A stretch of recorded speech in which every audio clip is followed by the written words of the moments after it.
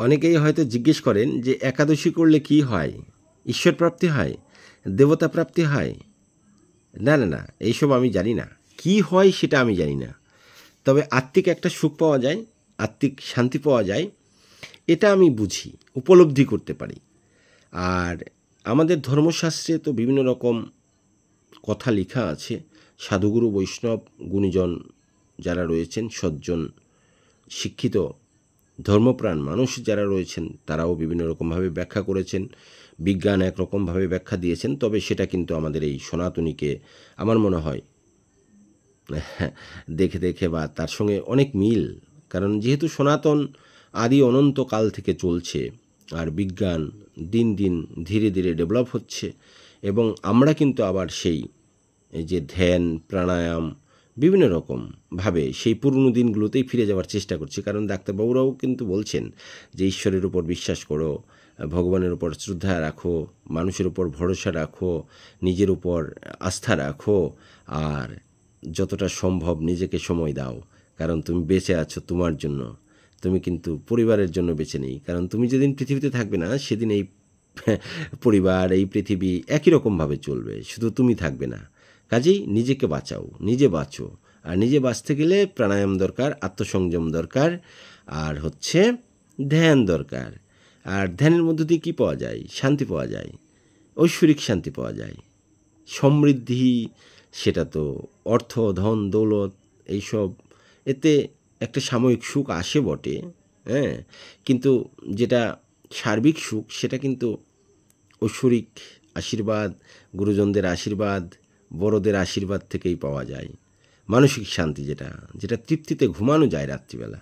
তো যাই হোক, তো বলছি যে একাদশী করলে পরে আপনার শরীর সুস্থ থাকবে, এটা ভেবেই আপনি শুরু করুন যে আমি আমার জন্য একাদশী করছি।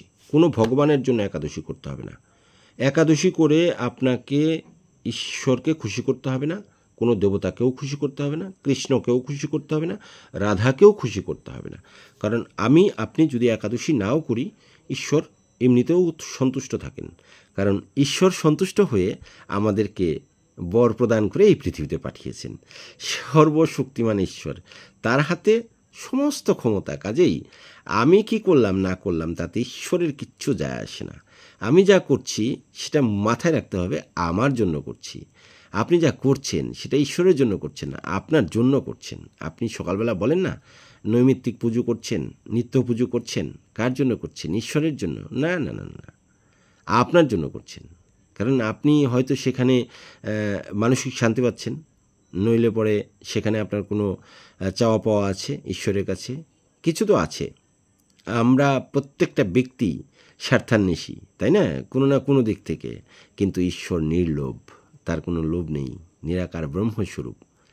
আমরা একটা রূপে তাকে কল্পনা করে থাকি। সূর্য চন্দ্র গ্রহ তারা নক্ষত্র যা কিছু রয়েছে সব কিছুর মধ্যে ঈশ্বর বিদ্যমান। ঈশ্বর আপনি ডাকলেও সন্তুষ্ট, আপনি না ডাকলেও সন্তুষ্ট। ঈশ্বরের দিকে আপনি তাকালেও ঈশ্বর আপনার দিকে তাকিয়ে থাকবে, আপনি যদি ঈশ্বরের দিকে না তাকান তবুও আপনার দিকে তাকিয়ে থাকবে। তবে একটা কথা মাথায় রাখতে হবে, এই প্রকৃতি ঈশ্বর, এই প্রকৃতি ঈশ্বর কিন্তু চলমান। আইন হয়তো টাকা পয়সা দিয়ে এদিক সেদিক হলেও হতে পারে, গ্রামীণ বিচার সালিশ বা মানুষের কাছ থেকে হয়তো বাঁচা যেতে পারে, কিন্তু প্রকৃতির কাছে রক্ষা পাওয়ার উপায় কারণ নেই। এ কিন্তু কাউকেই ছাড় দেয় না, আজ পর্যন্ত দেয়নি। আপনি প্রিভিয়াস ঘেটে দেখুন, প্রকৃতি কাউকেই ছাড়েনি। তাই সে তার নিয়মেই চলে এবং নিয়ম মাফিক সে তার কর্ম করে যায়, এবং তার ফল ভোগ করতে হয় প্রত্যেকটি মানুষকে, প্রত্যেকটি জীবকে। কাজেই একাদশী কেন করবেন সেটা আপনি বলুন তাহলে এবার।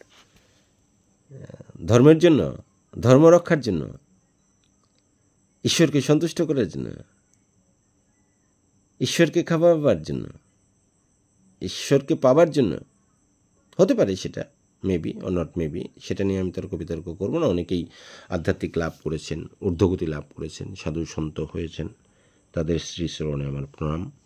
কিন্তু আমার মতো একজন সাধারণ মানুষ, আমি প্রথমত একাদশী করব, বা আপনি যদি না করে থাকেন কোনো দিন, চলুন কালকেরটা শুরু করি। একাদশী করলে কি হয়, একাদশী ব্রত যেগুলো রয়েছে সেগুলো পরে পাঠ করব না হয়। একাদশীর একটা মাহাত্ম্যও রয়েছে, সেটা না হয় আপনাদের সঙ্গে পরে একদিন আলোচনা করব, কিন্তু কালকের একাদশীটা চলুন করি। তাহলে ঠিক তো একদম? কে কে আমার সাথে রয়েছেন, কে কে রয়েছেন এবং আমার ভিডিও দেখে কে কে কালকের একাদশীটা করলেন, প্লিজ কমেন্টস। আর আজকের থেকেই তার প্রস্তুতি রইল। আমি আপনাকে কখনোই বলবো না যে হাজার নিয়ম করতে হবে, এ করতে হবে, ও করতে হবে, হ্যান করতে হবে, ত্যান করতে হবে, কিচ্ছুটি করতে হবে না। আপনি একাদশী করুন। একাদশী মানে কি?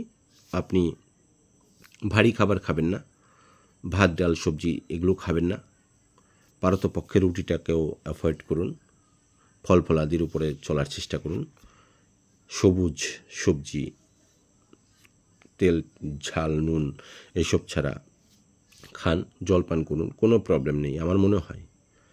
আমি ধরে নিলাম ধর্মের বাইরেই।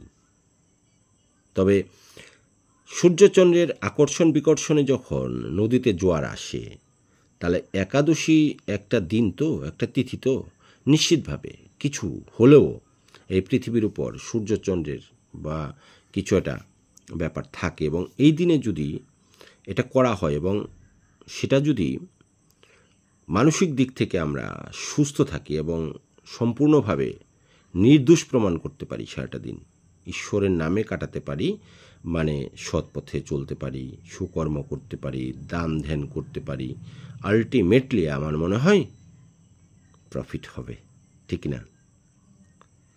তাহলে আমি দেখব শুধু আমার কথা শুনতে হবে না আপনাকে, আমার কথা শুনে আপনাকে চলতে হবে না, আমার কথা শুনেও চলতে হবে না, আমার পরামর্শও নিতে হবে না। আমি শুধু অনুরোধ করব যে চলুন না কালকের দিনটা করি। কালকের দিনটে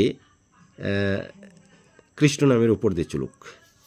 চলেন একবার সেই নাম করে তারপরে ভিডিওটা শেষ করি। হরে কৃষ্ণ কৃষ্ণ কৃষ্ণ হরে হরে, হরে রাম রাম রাম হরে হরে।